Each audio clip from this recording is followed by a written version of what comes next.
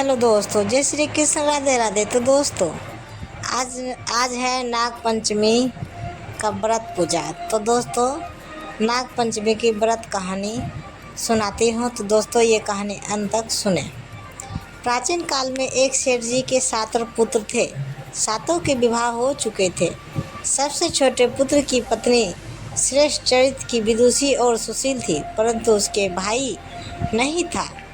एक दिन बड़ी बहू ने घर लिपने को पीली मिट्टी लगाने के लिए सभी बहुओं को साथ चलने को कहा, तो सभी ढलिया और खुरपी लेकर मिट्टी खोदने लगी। तभी वहाँ एक सर्प निकला, जिसे बड़ी बहू खुरपी से मारने लगी। यह देखकर छोटी बहू ने उसे रोकते हुए कहा, मत मारो इसे, यह बेचारा निरपराध है। यह सुनकर बड़ी बहू ने उसे नहीं मारा। तब सर्प एक और जा बैठा। तब छोटी बहू ने उससे कहा, हम अभी लौट कर आती हूँ, तुम यहाँ से जाना मत। यह कहकर वह सर्प के साथ मिट्टी लेकर घर चली गई और वहाँ कामकाज में फंसकर सर्प से जो वादा किया था उसे भूल गई। उसे दूसरे दिन वह बात याद आई तो सबको साथ लेकर वहाँ पहुँची और सर्प को उस स्थान पर बैठा देखकर बोली, सर्प भैया नमस्कार। सर्प ने कहा, तू भैया कह चुकी है इसलिए तुझे छोड़ देता हूँ, नहीं तो झूठी बात कहने के कारण तुझे अभी डस लेता। वह बोली, भैया मुझसे भूल हो गई, उसकी क्षमा मांगती हूँ।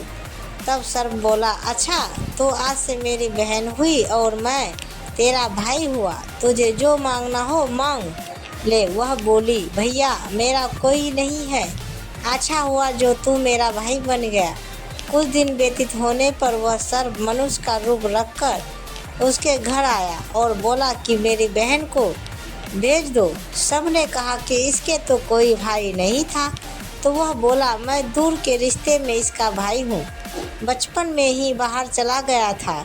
उसके विश्वास दिलाने पर घर के लोगों ने छोटी को उसके साथ भेज दिया। उसने मार्ग में बताया कि मैं वही सर्प हूँ, इसलिए तू डरना नहीं और जहाँ चलने में कठिनाई हो वहाँ मेरी पूँछ पकड़ लेना। उसने कहा अनुसार ही किया और इस प्रकार वह उसके घर पहुँच गई। वहाँ के धन ऐश्वर्य को देखकर वह चकित हो गई। एक दिन सर्प की माता ने उससे कहा, मैं एक काम से बाहर जा रही हूँ, तू अपने भाई को ठंडा दूध पिला देना। उसे यह बात ध्यान न रही और उससे गर्म दूध पिला दिया, जिसमें उसका मुँह जल गया। बुरी तरह से मुंह जल गया। यह देखकर सर्प की माता बहुत क्रोधित हुए, परंतु सर्प के समझाने पर शांत हो गई। तब सर्प ने कहा कि बहन को अब उसके घर भेज देना चाहिए। तब सर्प और उसके पिता ने उसे बहुत सा सोना चांदी जवाहरात वस्त्र भूषण आदि देकर उसके घर पहुंचा दिया। इतना ढेर सारा धन देखकर बड़ी बहू ने लालच से क्रोधित होकर, भाई तो बड़ा धनवान है, तुझे तो उससे और भी धन लाना चाहिए था। सर्प ने यह वचन सुना तो सब वस्तुएं सोने की लाकर दे दी। यह देखकर बड़ी बहू ने कहा, इन्हें झाड़ने की झाड़ू भी सोने की होना चाहिए। तब सर्प ने झाड़ू भी सोने की ला के रख दी। सर्प ने छोटी बहू को हीरा मणियों का एक अद्भुत हार दिया था। उसकी प्रशंसा उस देश की रानी ने भी नहीं सुनी और वह राजा से बोली कि सेठ की छोटी बहू का हार यहाँ आना चाहिए।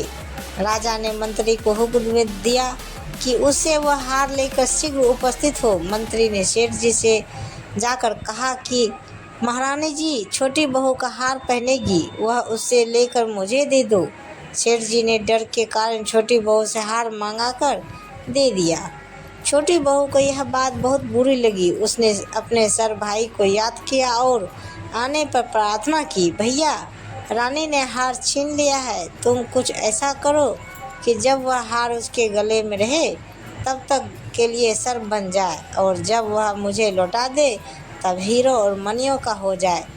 सर्प ने ठीक वैसा ही किया। जैसे ही रानी ने हार पहना वैसा ही वह सर्प बन गया। यह देखकर रानी चीख पड़ी और रोने लगी। यह देखकर राजा ने सेठ के पास खबर भेजी कि छोटी बहू को तुरंत भेजो।